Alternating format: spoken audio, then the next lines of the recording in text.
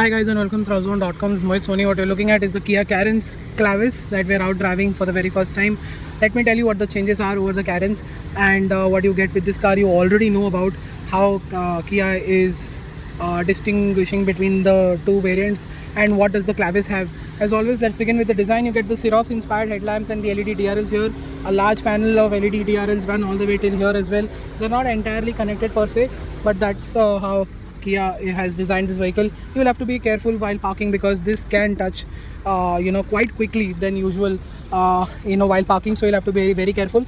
A lot of people will not be able to be that careful because the front is quite flat like a proper SUV, so a lot of people do park it quite close to the wall or whatever the end part of the parking is, so you'll have to be quite clear and sure that you're not touching the headlamps over here.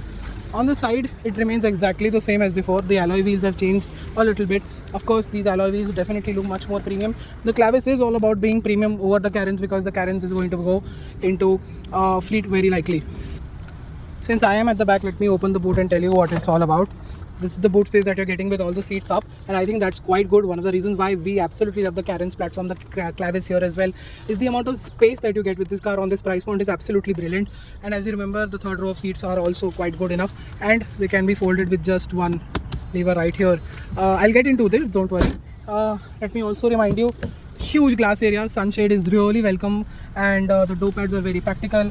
You've got a lot of space here in the second row. The second row folds, one of the most easiest folds in all of seven-seater car history is here.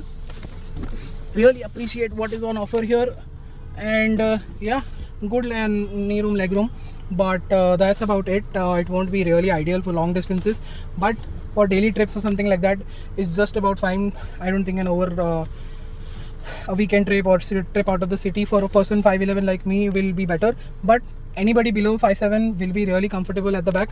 And yeah, that's what our average height situation is, and the Clavis does fit in that area quite well. There is room for improvement at the back, but then it's really good enough for most people out there in the country. The purifier is here, and the AC controls are here, the charging point, the storage, all of it is here. And it's got a AC vent here, so you can cool things or anything like that, which is brilliant. The table exists even today with the Clavis, and that is how you get it on the top. And yeah, it's a great place to be on the inside. The quality, fit, finish materials are good enough for this price. Keyless entry and go, push button start, traction control button, and an all new dashboard is on offer with this car.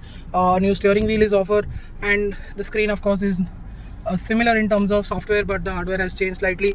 AC vents have changed, the dashboard has changed. It looks like it is the same dashboard, but it's been curved out even more to scoop out even more space. This has been one of the best dashboards Kia has introduced. One of the reasons why this vehicle is a big success is the dashboard pushed all the way to the front with bare minimum dashboard, including inside the cabin, so that you get a lot of space at the front, so you can leverage even more space at the back in the second and third row. So that's actually brilliant. Door pads again at the front, quite nice.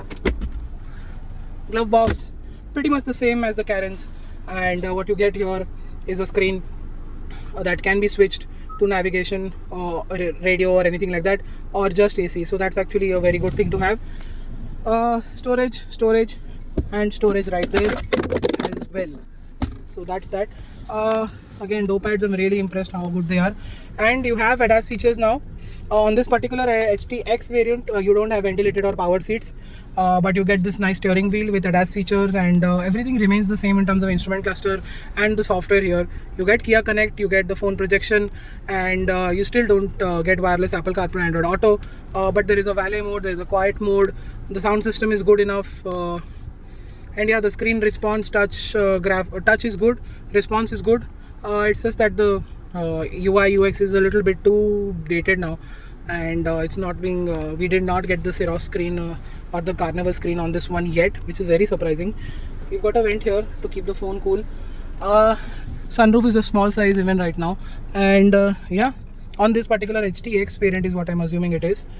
You've got the IRVM with all the features here. You've got a dash cam here, which I don't know whether it's optional or part of the package, because I really don't know which particular variant Kia has sent. I am assuming this is the HTX, not the HTX Plus.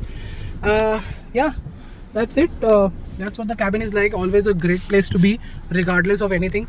The addition of ADAS features is welcome, and it just definitely feels much more premium. The dashboard has always been brilliant. It has been carved to be even more brilliant. It's always been brilliant in terms of space, airiness, colors, and light coming inside the cabin. Let's see how it drives. So guys, we're out driving the Kia Carens Clavis in the diesel manual avatar, and as always we know what this diesel engine is all about. It has hardly been changed. This makes around 115 PS of power and 215 Newton meters of torque. It's made it to this 6-speed manual gearbox, which is very smooth, refined and easy to use. The gates are also well defined. It's one of Kia's very core strengths because the light clutch, the light gearbox, the very easy to use shifter here is just a delight. Even in very tough traffic situations, I've never found myself in a Kia car that being stressed because of the gearbox and the clutch. It's quite light, and I remember back in 2020 Kia told us that they worked really hard on a couple of other aspects of powertrain when they initially came into the market, with when they have some customer feedback even before coming to India. So that aspect still remains, and that shows the consistency that Kia has with their cars. It's something that is phenomenally easy to drive. A car that is this big is very easy to drive once you get the hang of it. Don't be under any misinterpretation that it's a very long car, it's going to be a problem.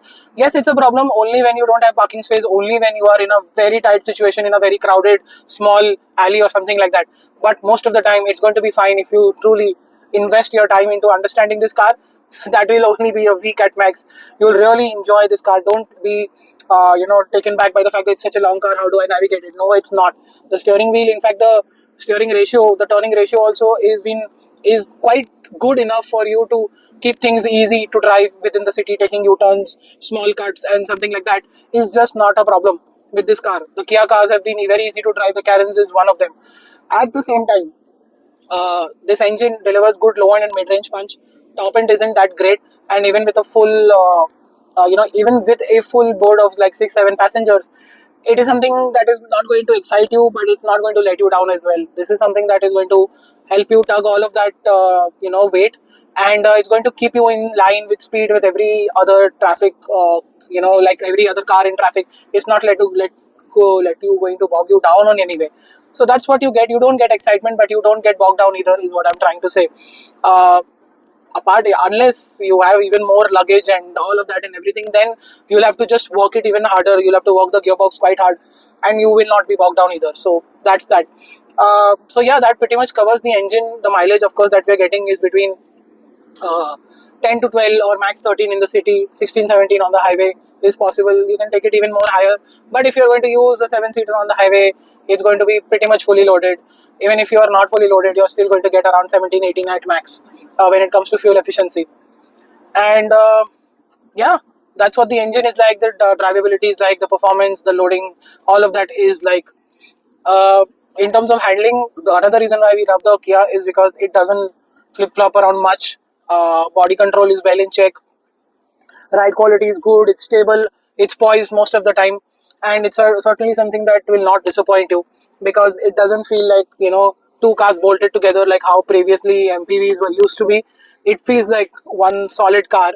I know it may sound naive for me to say that, but we've seen MPVs in the past, and when I am really impressed with the Kia Carens Clavis here is for a reason, because MPVs have never been this good while being so big. Of course, there is the Ertiga and the XL6, but they are on the lower segment now. The Clavis here comes on a slightly higher expense and segment than its Maruti rivals, and it's the reason why Carens and Clavis are now separated, and now they're also going to run in a different way, and it's going to be premium definitely with this new addition of the dashboard and the steering wheel and the bit of features here and there that have been changed that I explained to you earlier. It just makes it a little bit more premium. Kia again is strengthening what it has with this move, and it's a move in the right direction for sure. We'll have to see what happens in the future, and what is the other variants like to drive. As far as I can see, there is not much change, and this is something that is really well done. And again, the powertrain part also is where Kia is just strengthening its base here. by offering automatic, manual, petrol, diesel, and all of that. CNG is still missing. Nobody really wants a CNG in the MPV space if you have a diesel, but sooner or later they'll have to get it because it will be sort of a compulsion aspect that they might have to get it. Unless they're going all electric, then they might not need CNG. That's a separate story altogether. That's it. Thank you so much for watching this video. If you still have some questions, put them in the comment section below. I've tried to answer your your basic queries of what I could, understanding the fact that what is the Clavis all about. It's a premium edition over the Carens. It is strengthening its aspect, its base with this, and we're happy to see that it's getting premium because that's where it's supposed to be. See you next time. Goodbye.